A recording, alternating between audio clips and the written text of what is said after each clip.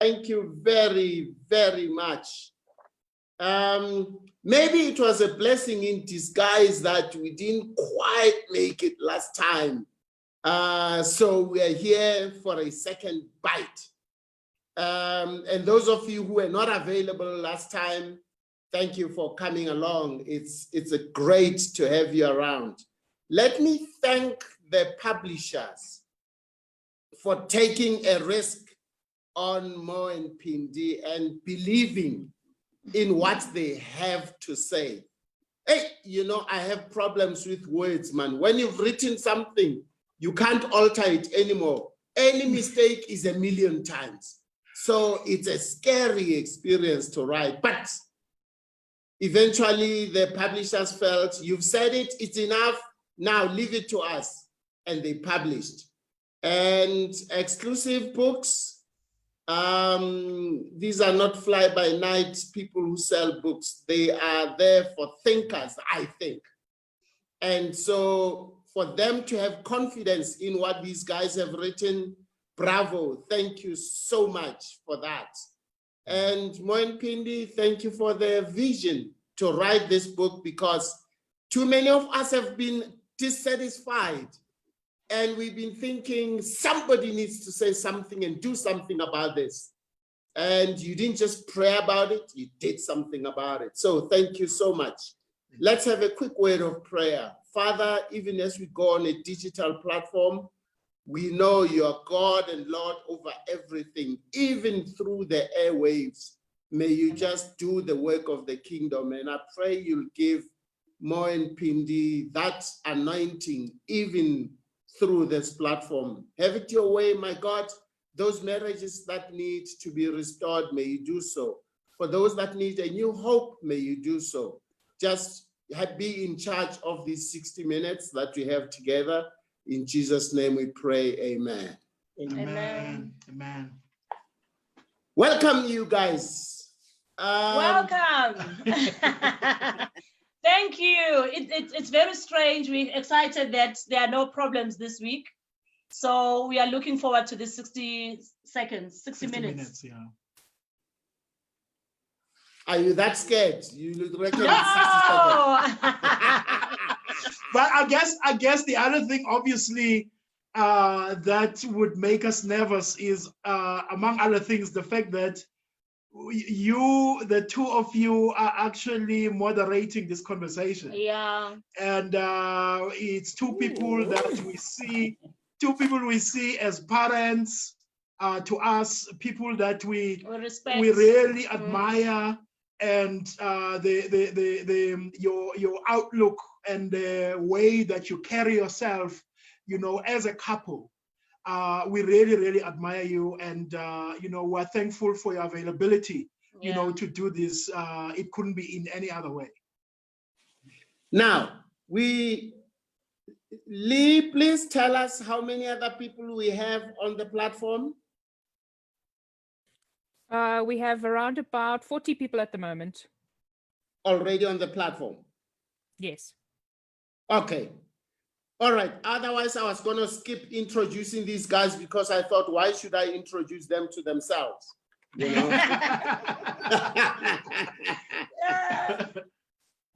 For those who don't quite know the authors, let me just read a few things because I think it's more important what they have to say, but what gives them the credentials. These people, they're devoted believers who follow Christ and have been preaching the gospel at various churches since 2003, having gone through 3-year Bible seminary.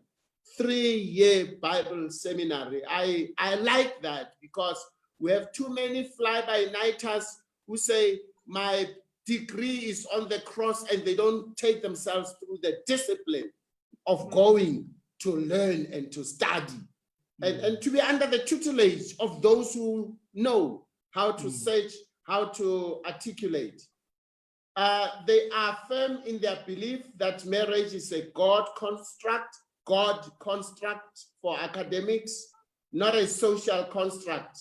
They believe that God created marriage primarily for the purpose of restoring the totality of his image in the human race, as well as reflecting his relationship with his bride, the church. So they've been married 15 years. When Phindi published their first books and sold it themselves, I don't want to say from the boot, but they sold 4,100 From the copies. booth. Love isn't for cowards. Charles Dobson says parenting is not for cowards. Yes. He's saying love isn't for cowards.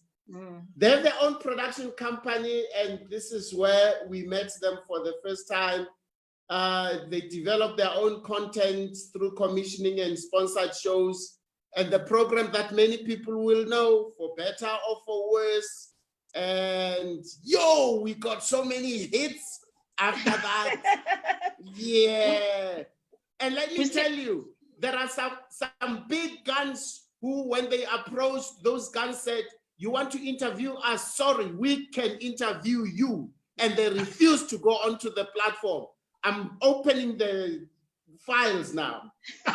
They are SA Marriage Week ambassadors, as well as Focus on the Family, Charles Dobson. Yeah, and many other good things. I have next to me my sweetheart. We've been together. Last week Sunday, it was our 40th wedding anniversary. 40 She's known years. as a nurse. 40 years. Wow. 40 years. In cricket, they'll say 40 not out. You know, Sure. 40 not out. So she's a teacher through and through. It doesn't matter what platform you give her, she teaches. And I'm glad she has no pressure to try and be a loud motivational speaker. She makes sure you understand what she's saying. So Wow. I'm just going to jump off with it. She has her degrees in nursing, her masters in community nursing, and all those other goodies. So yeah, she saw the ink, and that's our story. Mo, Phindi, what prompted you to write this book? You know, sometimes it's this holy discontent and dissatisfaction. What was it about you that just said, write this book? Gosh, there are so many reasons, but I think one of the biggest reasons why we ended up, you know, putting our thoughts on paper was after a couple of things that we went through, a couple of difficult situations that we've gone through in our marriage. And also because we see couples on a regular basis, we also discovered that some of the things that we went through ourselves are some of the things that a lot of couples were experiencing. So we felt at that time that though we're going to go into what those issues or difficulties were, but after so many difficulties in our marriage, in our 13th year, we actually had an idea of this book where we said, you know what, let's put this thing on paper, because it can't be just something that is affecting us alone. It's something that we need to share with other people, especially because we're seeing couples who are going through similar experiences as us. So we just felt, you know, it's the right time. It's not just for us to go through the hardships ourselves and alone, but we felt let's put it out there so that other people can also learn. So it was, we learned so much in the 13 years when we started having the idea of the book. And so this is when we said, okay, let's put it down. Let's share with other people, because marriage for us we felt we had some aha moments that we felt we needed to share with the public in terms of the things that we have learned within a marriage. Mo, how is it like co-writing? Who's the author? Who's the editor? Who has the veto powers? How does it work? Look, our first book was our classroom. Okay. You know, we learned a lot from writing our first book. And I think that one of the experiences that we took from there was with Phindi, we are both interchangeably. You know, what we do, for instance, when it came to this book, we brainstormed a number of issues that we wished we knew before getting married. And then we discussed them, and then we married the others, and we said, no, but this one we can we can put into this subject or under as a sub-theme and all of that. And then up until we got into 13, which makes up the chapters of the book. And so what happened was, we then said, okay, Phindi, what are you comfortable with? Mo, what are you comfortable with writing? And then we wrote, and then we exchanged the notes. So I gave her my chapters, and then I took her chapters. And then it became that tit for tat, that tennis match, until we got to a point where there are a couple of people that we trust, who are readers, and that we gave to. And because this book has got a very, very heavy spiritual content, to it, so we gave it to our friends who went through Bible college and Bible school and all of that, just to look at the theology, of this and all of that. And then what we did then, we gave it through to our wonderful publishers, who then did their job there from an editing point of view and all of those kind of things. However, to your question back again, there's a lot of tennis match going on when we write a book. There are things that she says, there are things that I write, and then vice versa, and all of that. But I must add, it's not easy co-writing a book, because there's clashes in ideas, there's clashes in so many things that you put in the book. There'll be times where the writing will stop because we're arguing a point, Yes. And when I don't feel that the point that he's putting across is really what I believe in. So there was a lot of, going back and forth in terms of ensuring that your points are articulated properly.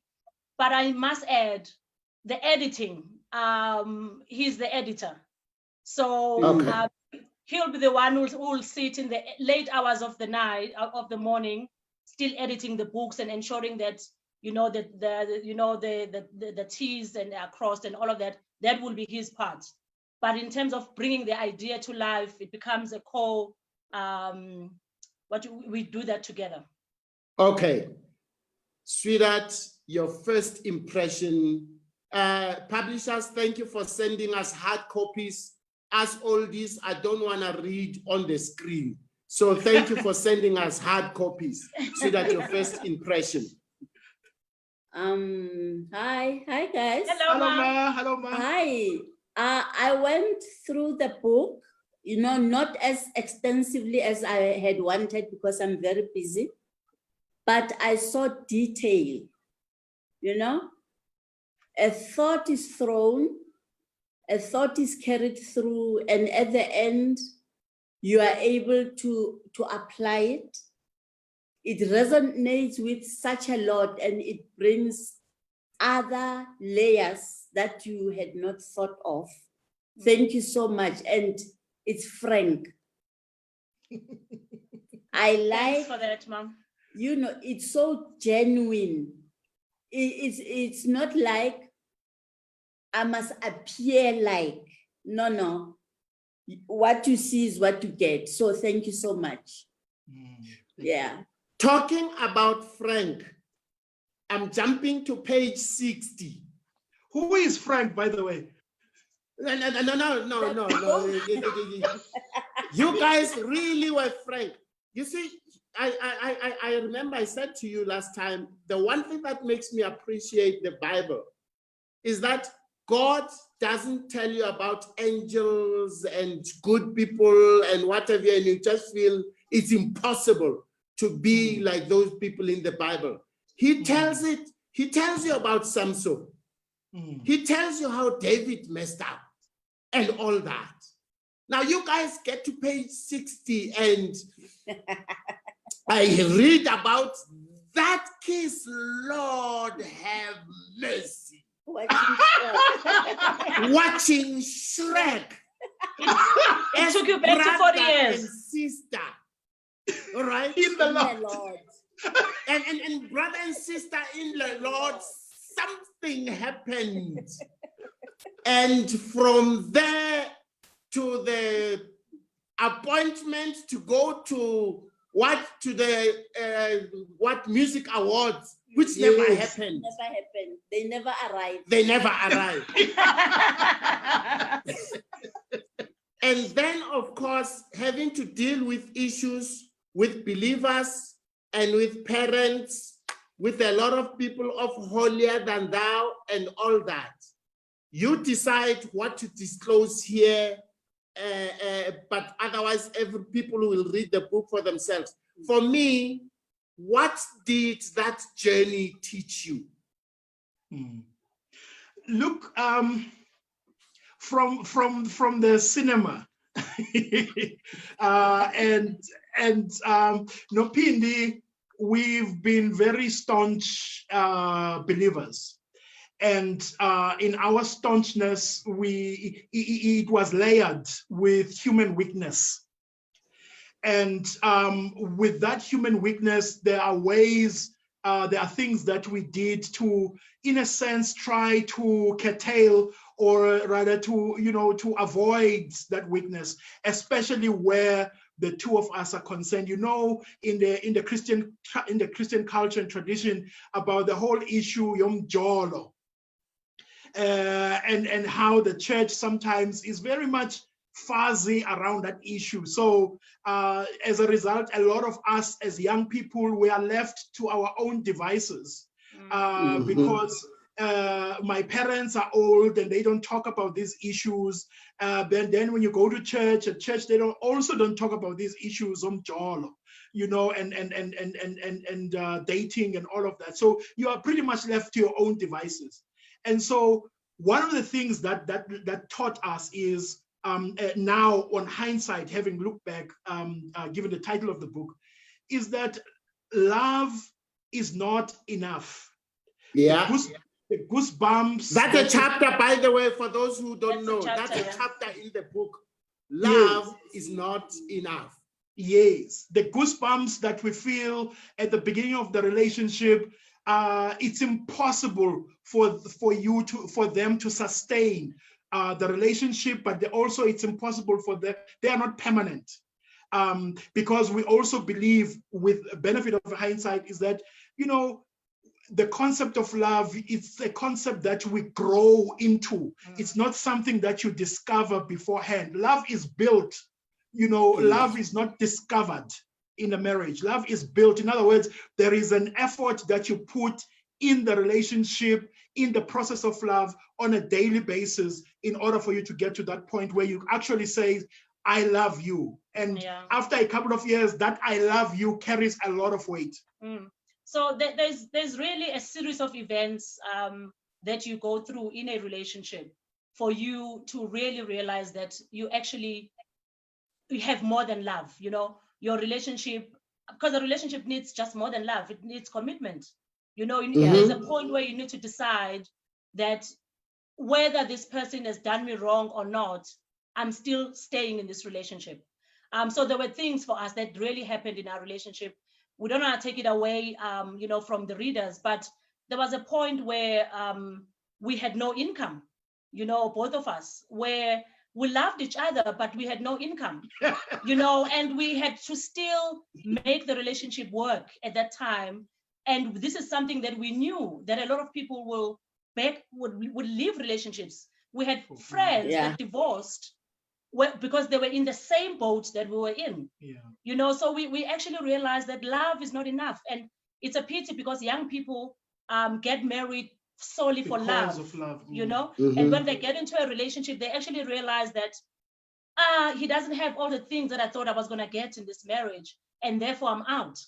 So that chapter for us was just for that, to say, in a relationship or in marriage for that matter, don't just go there with love only. You know, it's great to love somebody, it's great to be in love, but have a bigger picture than just, you know, it's because I'm in love with this person.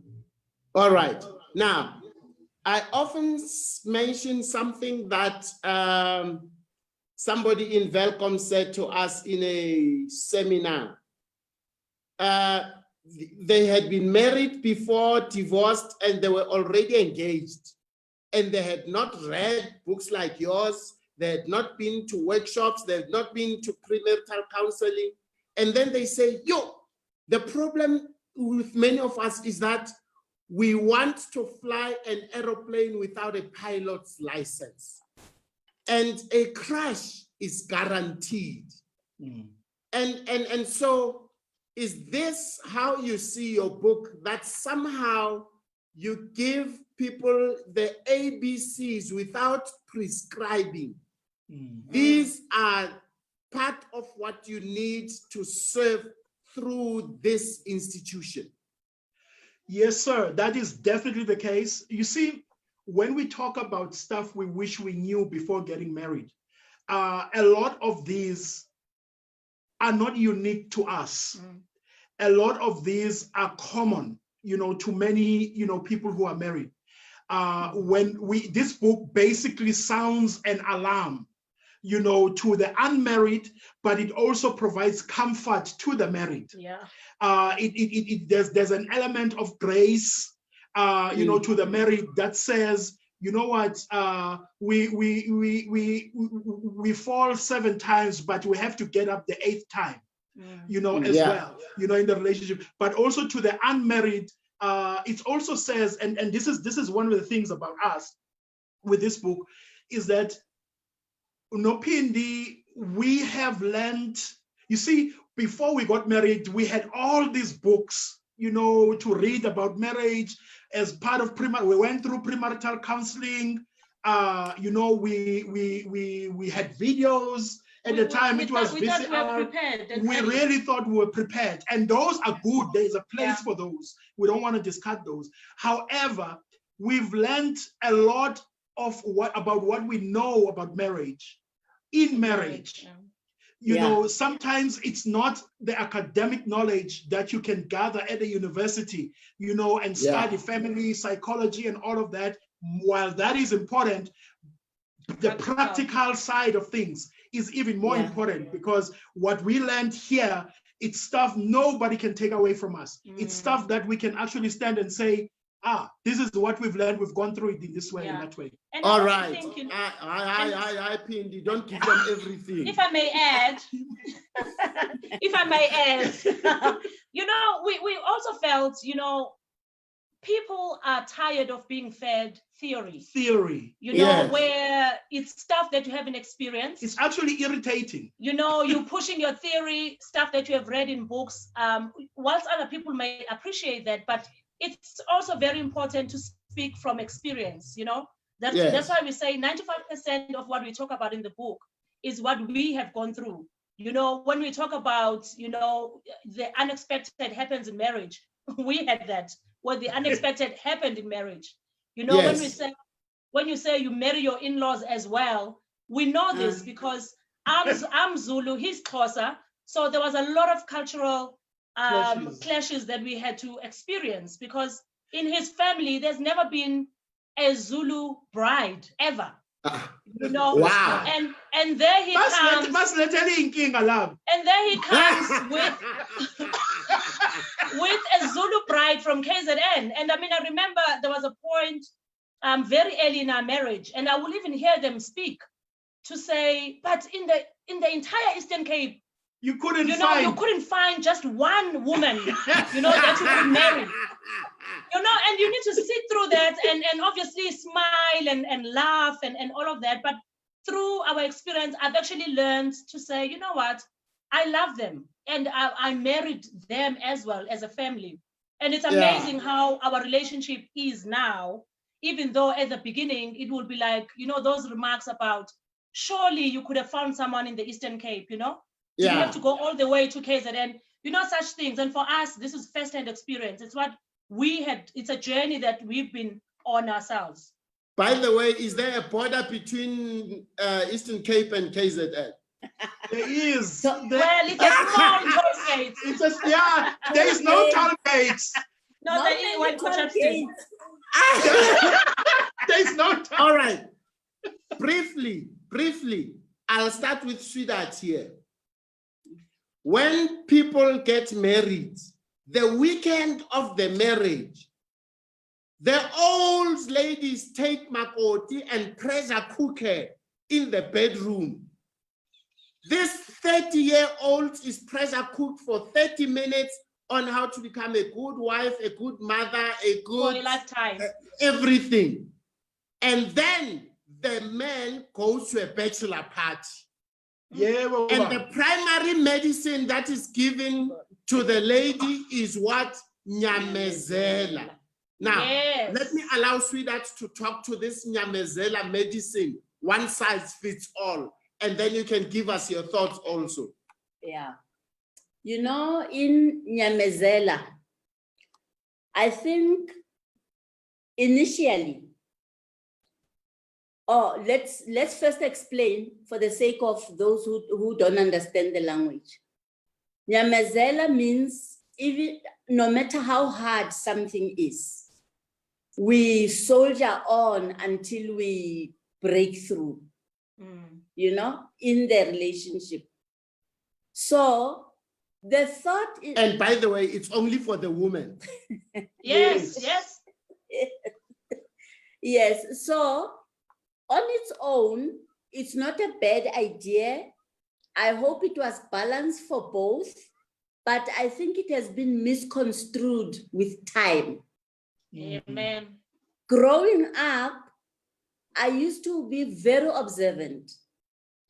You'd see homes flourishing, children going to school, there's a mother, there's a father. You never hear that people fought or anything.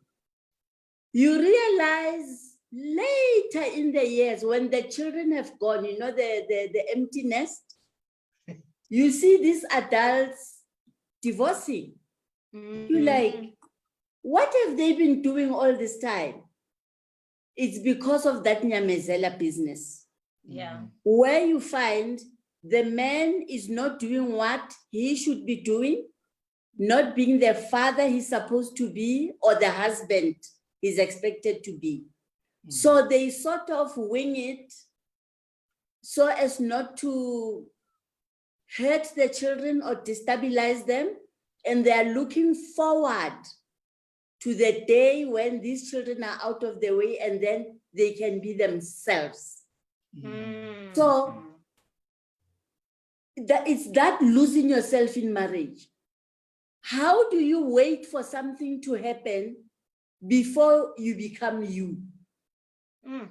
So we find this, you know, this Nyamezela business changes with time, and we look at it like it's lost its meaning when it comes to standing your ground. Now, where it irks is where the man lives whichever way. He has 7 kids outside. You are being told, as a woman, you must Nyamezela.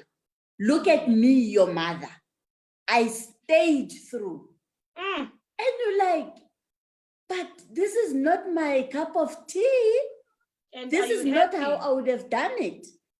You know, one time I went to a funeral. You summarize this year. Yes, I'm summarizing. Okay. I went to a funeral in another province to support an ex-colleague. I knew how the husband was. You know, he was a headache. Yeah. After the funeral, you know, that a practice of ours, we go into the bedroom. So I'm talking to this ex-colleague. She jumped. She didn't expect that I was there. She says to me, you see, I represented you. It's no one size fits all. Not my husband. But the Nyamezela has been so condoned. People are forced, even 30-year-olds, forced to live and lose themselves because that's being a woman. We have to correct that. Ish. Yeah. Look, Mama, I think you have hit a nail on the head, because we had a conversation about that about a few days ago. Because the concept of ukbekezela or unyamezela, it's a great concept, because it basically says to you, umshado is work. You know, it says to you, you have to deposit things in marriage in order to get something out. However, I feel, Uguti, there is a disclaimer that our elders forgot to add on that. Uguti, what do you bekezela for? Yes. You know, because ukubekezela is good because it means you don't expect umshado to be a microwave kind of a thing where your marriage is perfect within 5 seconds, you know. However, you work to make your marriage work. Where the problem for me is, it's when you are not told what do you bekezela for. Yes. Because if you shower, if you are hit, or if you are beaten in your marriage, that is nothing to be bekezelat for, you know. And when elders take women to their room and they talk to them, I think they need to include ukuthi, these are things that you need to bekezela for, and these are things that when they happen to you, my child, no, these ones come back home. Because we find young women who are being killed by their husbands because parents didn't even know ukuthi someone was being beaten. Because umuntu knows ukuthi I can't come back home. I can't come back home. And mina, in my tradition, when you get married, bakufaka inyongo, they throw inyongo. I don't know what's inyongo in English, but they throw inyongo on your feet. Bile in on your feet, which basically means now as you leave this home, you are not coming back home, like you are leaving, you know. So into the concept of bekezela goes a long way, because when somebody has had a traditional ritual, you know, done on them, coming back home is almost a disgrace. Because what am I coming back to? Because I've been told I need to stay there and make it work, sort of. So when somebody beats you the first time, you think, okay, he's gonna stop. He beats you again, he's gonna stop until somebody kills you. So I think that concept needs to be refined. It needs to be relooked, and we need to include the things that a woman is supposed to bekezela for in a marriage. But not everything needs to be, we need to bekezela for. I like how you put it in your book. There are things to pray about, to talk about, but there are things that require the law. Full stop. This is one of, and thanks for raising that up, because I wanted to say something on that. You see, Phindi, we see a lot of couples from a coaching perspective, you know, and we've been doing so for the past 8 years. And a lot of the people that we see, a lot of them, you find that this concept of, you know, having to, you know, and tolerate, you know, sometimes rubbish, you know, tolerate something that you shouldn't be tolerating. And we always advise people that, you know what, you can't tolerate something that puts your life in danger. You know, your physical life is in danger. You know, you can't bekezela for that. You know, interestingly, and we talk about this, the Statistics South Africa, and we do talk about this concept in the book. Statistics South Africa says that the latest stats in South Africa around marriage and divorce are that 4 in 10 marriages in South Africa, they end up in divorce before they reach their 10th anniversary, right? Before they reach their 10 years, 4 in 10 marriages end up in divorce. And then they go further to say the peak in that in that first 10 years, in the first 5 years, the peak, the people who divorce the most is white people. In the first 5 years. That's interesting. And then in the second 5 years, that's where you find a lot of Black people, colored people in the second 5 years, which then speaks to the whole issue of bekezela. Exactly. Because then people will sit. It's not to say in the first 5 years everything has been hunky-dory, but they wait and then, you know, and all of that, and then in the 7th year, that's when they say, no, you know what, I cannot take this anymore. And then I didn't sign up for this. Exactly. All right. And lastly, on page 34, this is where the Bible College and the Life University comes through.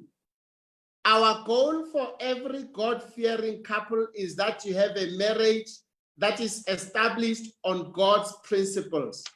We are not trying to have a constitutional marriage, but a biblical one. We are not trying to have a constitutional marriage, but a biblical one. And the standards of a biblical marriage are far higher and fulfilling than marriages that only comply with the Constitution.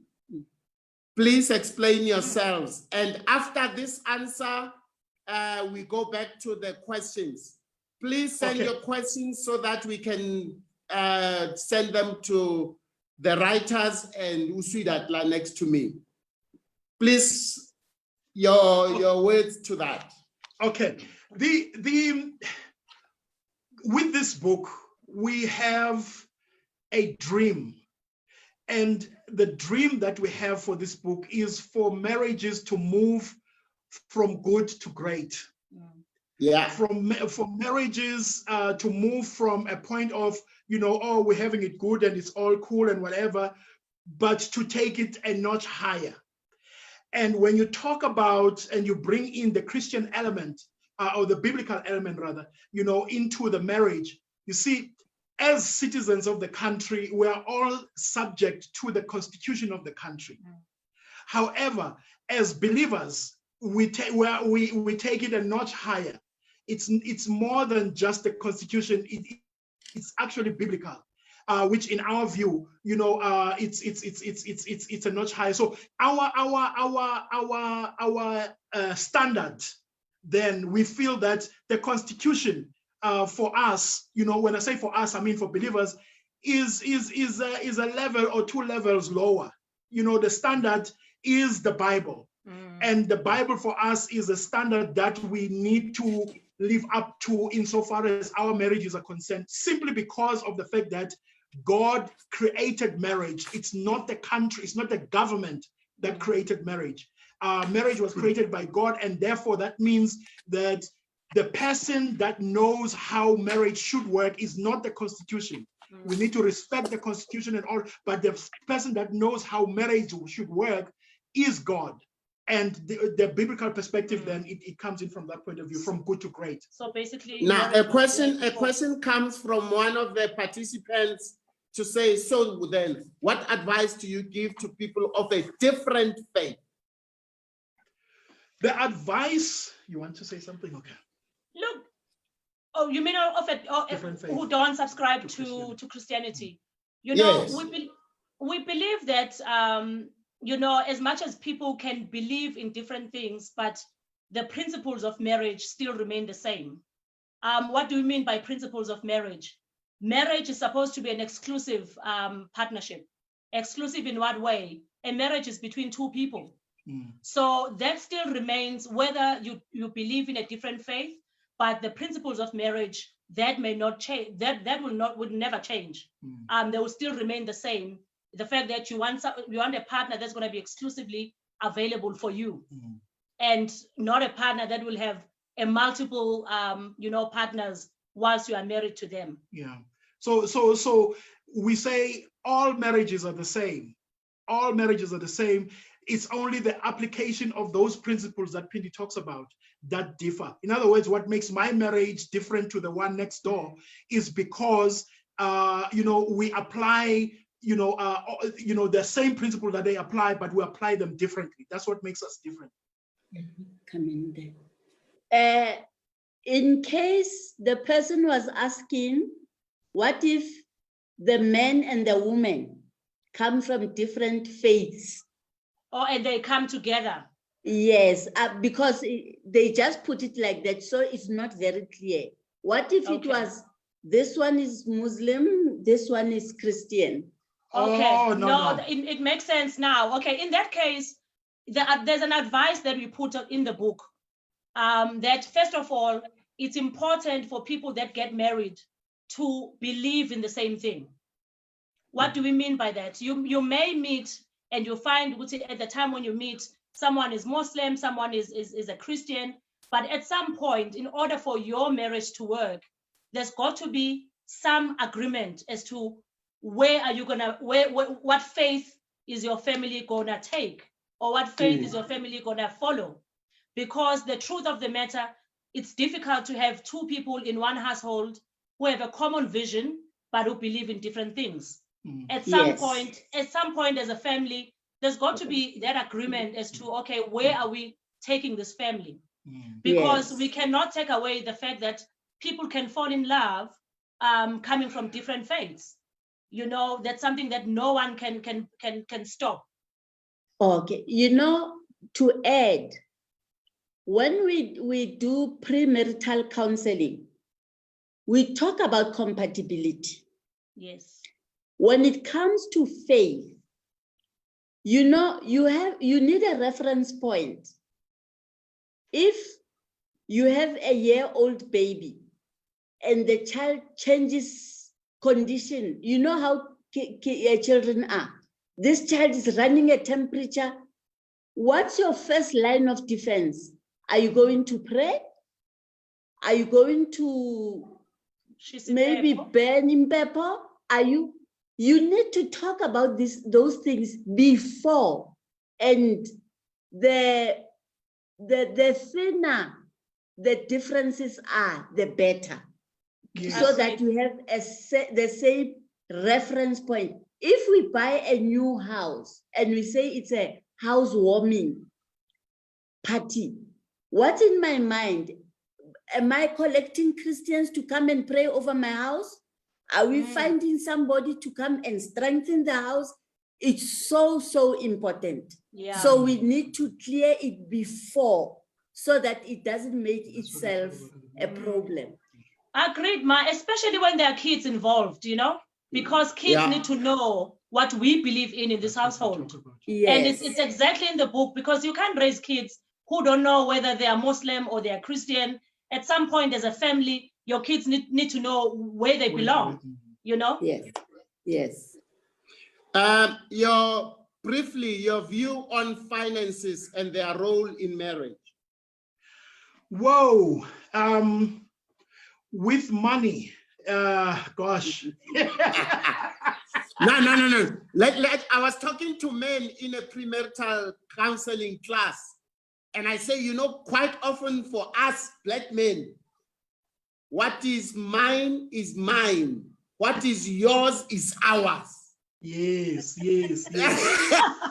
That includes cars, by the way. You can't drive my car without my permission, but I can demand the keys to your car.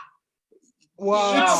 It's ugly head in many different ways, but let me not take it away from you. What do you say in the book about money?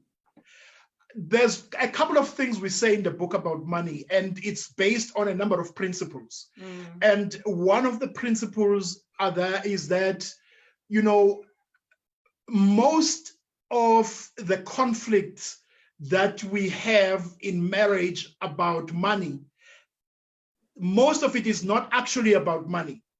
Yes. It is about values. Yep.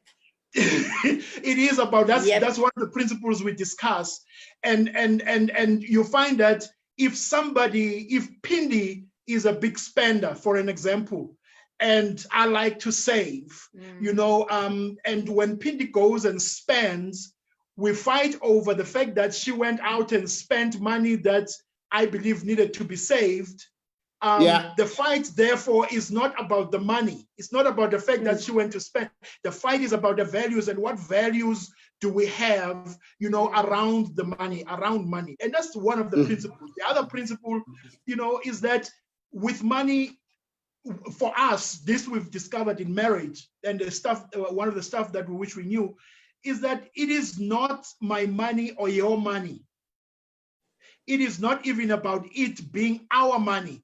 But it is about us being joint stewards over God's resources, the resources that God entrusted over our lives. And when we have that attitude about possessions, when we have that attitude about money, it makes its management a lot more easier, because you know that we are actually steward, we are managers of this. This we don't own. So therefore, it means that you are able to take cues even from the word around how to manage money. So that's just two principles, but there's quite a number of them. All right, Sweetheart wanted to give you an example. Okay, I had a couple day before yesterday, or on the phone before I social distance on the phone. The main thing the man was saying, my wife cannot handle money. She spends too much, she wastes. All right? So, you know, you go back and forth. Do you budget? No. She keeps hers, I keep mine, but we agree that we'll put into the savings. This man believes in saving. Yeah. Now, here's where the problem lay. I say to him, things are expensive. You know, things are expensive, whether we like it or not. Particularly during the lockdown, somehow the inflation rate keeps rising. Yeah. And she's, the man says, no, but we agreed. Okay, lady, let's break it down. What's happening? Only to find there's a lot that's expected of them. They stay with the woman's mother and the brother and their toddler. So obviously, they're going to spend more. Here's a teenager who's never worked, who doesn't go to school, who eats the whole day. So I said to this man, the crux of the matter is, you don't know how to tell your wife that your family is heavy financially. Yeah. So I agree with you when you say, people say finances. It's not finances. It's the hangers on and our view on what finances are. So true. Coming to what Ubaba was saying right now about who owns what. Okay, Baba, where is your family? Well, my parents died. I have two sisters. Okay, how old? 30 mang and 30 mang. Okay, do they work? No, we also have to help them. My sister is 35. She's got 3 kids. Whoa. So the question was, is she making the kids with you in mind? Because you will look after those kids. Yeah. So you find our family backgrounds, they throw a ball at us, eh? Yeah. So we had to say exactly where is the problem. So we'll have more sessions. We're going to unpack everything until they are naked and attack the moot point. And not each other. Yes. Yes, that is true, Ma, because you know, one thing that we find with couples, money is never discussed. There's always an assumption that we all know, you know, we all have a good relationship with money, but money is never discussed when people get married. And I think that's one of our discoveries that we've had, to say, we even talk about that specifically because a couple like that, you know, it means there were uncommunicated expectations. You know, you get married, but you have all of these family members that you take care of. Your wife should have known from the word go that, listen, I'm marrying you, but I've got 3 sisters that I still look after, so that their wife gets into this marriage aware of the fact that he's not just marrying him. I think the problem is, I don't think he's got a problem with someone who supports the family. It's someone who never communicated the fact that I have siblings, you know, that I take care of. And when somebody takes care of siblings, but you only discover only when there's no money, that, oh, sorry, I've sent 2,000 Rand, I've sent 3,000 Rand to this sibling of mine. Let me know from the beginning so that I know what I'm getting myself into. You know, I'm getting in this marriage, and I know that it's not just you and I, it's me, yourself, and your siblings. Don't surprise me in a marriage and all of a sudden you look after your cousins when you never told me that you even have cousins, you know? And I think the biggest mistake is people don't communicate about money, and there are surprises when people are already married. And when those surprises come, they hit you so hard. And this is one of the things, again, we talk about in the book, and I'm not going to get into it. I'll just say it in one sentence, that in the book, we talk even about the different contracts, you know, Yes. and marriage contracts that we get into, Mm. speaking on the subject of money. Because when we talk about vows and we say for richer, for poorer, you know, a lot of us do not understand what are we actually saying when we talk about that in relation to, you know, property, in relation to finances and how we conduct ourselves in marriage. Let me go to the other juicy one, because I think a lot of men will skip all the chapters and go to this one.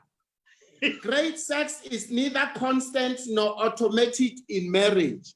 Yeah. Now, quite often I say, you know, imagine God goes to the devil and say, hey, listen, man, I'm going to make human beings. Né?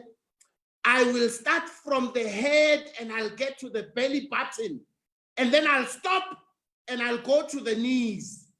You take care of what's in the middle there. Because somehow we treat intimacy and we donate it to the devil. The devil doesn't create anything. The devil only corrupts. Which is why we struggle even to find the beauty of a woman initiating in the bedroom. It's like usile mzalwane. You know. Where did you learn all of these things? We food there, Pilet. So bad. Yeah. And for us as men who it's like we can't believe that you can learn about these things without practicing with somebody.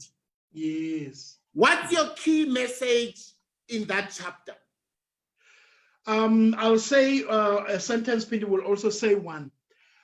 When we say that great sex is neither constant nor automatic in marriage, we mean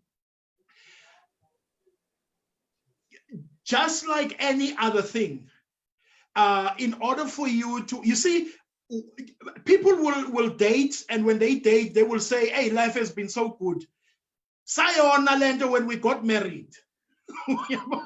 Things began to fall apart when we got married, as though there's something wrong with marriage. See, when we get married and we stop doing the things that we used to do before getting married, it will fall apart. You know, things will fall apart. And we're saying that there is nothing called boring sex. Anything called boring sex actually says a lot about you and how boring you two are. You know, boring sex is only as boring as the two of you, you know.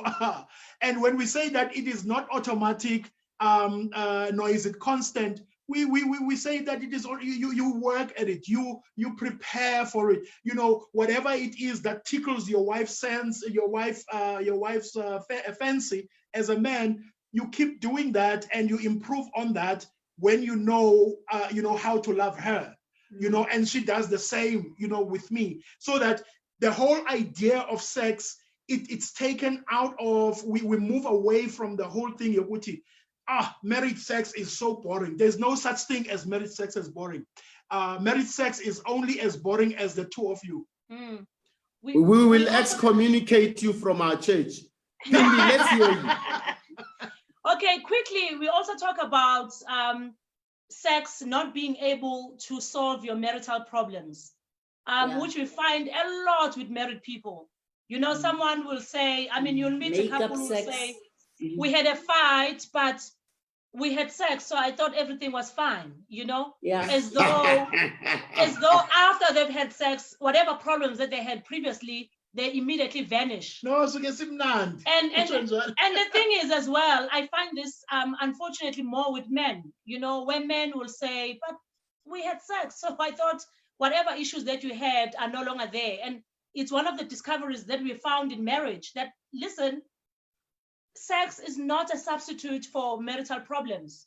If there are issues that need to be resolved, deal with the issues and let sex be a separate subject altogether. You know, let's not use sex as a default sort of thing for problems in a marriage, you know, where now we're going to run away from problems and we're going to cover them by having more sex, because we are trying to cover issues that we have that we need to deal with in your marriage. In That's fact, why you will I enjoy. often say, I have said, success is not sexually transmitted. That's correct. You It is know, absolutely now, not. We have 3 minutes, and therefore I will ask you guys to wrap it up for us, whatever you'd like us to know about your book and all the juice that's in it. If we've got time, then Sweetheart will also add something. But these 3 minutes are yours. Okay.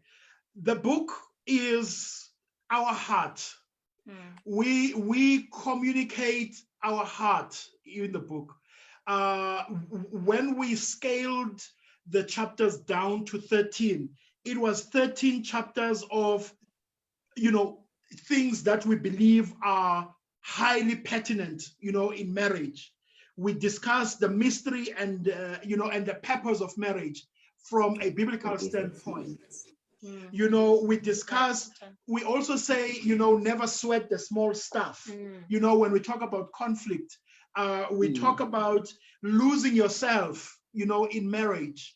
And there are so many things which are so juicy in terms of, how we see things and how we should have. I believe somebody, we needed stuff that we needed to know. Somebody, needed to talk to us about this stuff, but we woke up to them, in marriage. And I think shortly, for the people that are viewing, we just want to say, this is a practical book that we truly, truly believe will make a difference in your marriage. Here we talk about real stuff that happened to us. It's not theory, but it's some of the hardships that we had experienced in our marriage. And we are proud to say 15 years later, we are still standing, having gone through some of the things that we had articulated in the book. Who is your reader? It's 2 people. Okay. Our reader is someone who is not married, and our reader is someone who is married. It's someone who is not married because we want them to see some of these things that have been sold by society to us, that, they are cool, that, in order to be happy, I want to get married so I can be happy. And this book actually has a whole chapter on that. This book talks about sex, not just in terms of the chapter we spoke about. We talk about sex from a soul ties point of view. In terms of us, and that not only speaks to people who are not married in terms of soul ties. We also speak about soul ties insofar as people who are married, people who engage themselves in other relationships, sometimes not even sexual relationships, but when you have emotional connections outside of your marriage, and you develop soul ties, as a result. So I'm saying that what people need to know in terms of this book, it's really stuff that we went through and also stuff that we've observed, together. But it also targets people who are already married, because we believe that you are never too old to learn. Everybody has a marriage that is working because you either had seen people who have demonstrated marriage to you, or you have read a book that has taught you some of the things that you know. So we also believe some people that are married, some of the stuff that you talk about, financial constraint or financial difficulty, it's a very common thing in marriages. So some of the topics, and if not most of the topics we talk about, is stuff that people who are already married are going through or are battling with. And I also think because we've gone through those ourselves, it will also make them feel that they can overcome whatever challenge that they have in their marriages. Yeah, before we close, I want to mention how excited I was when I read about living and living. Yes. We know historically, it's women who live. Men never leave their homes. But you take it a bit further, emotional living, because when you examine it, we are emotionally cheating.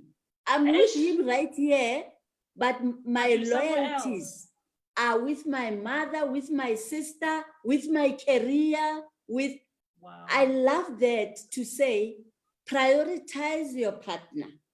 When you Amen to that. because it's even in the word of God, it's God, then your spouse. The church is back there. You cannot put all the effort in the church and forget that your spouse is With there. the spouse. O tla sala o ja motogo, ne? No, no. So I loved That's it. true. I really loved that thought. You know, I sat there and I said, yeah, this is truth. Bomme, don't outsource your partner to your maid. Don't outsource your husband to your maid. At that point, I'd just like to say to everyone that joined, thank you, thank you, thank you so much. This is a launch of a book. Buy the book. Stop asking for complimentary copies. How will these people get, how will these people make their money? How will they publish more books and so on? Let's support, let's read, let's practice what we have read. Exclusive books, thank you very much. Publishers, thank you very much. Everyone that joined us this afternoon, thank you very much and good night. Thank you. Thank you for Bye-bye. having us. Bye. Bye. Who is the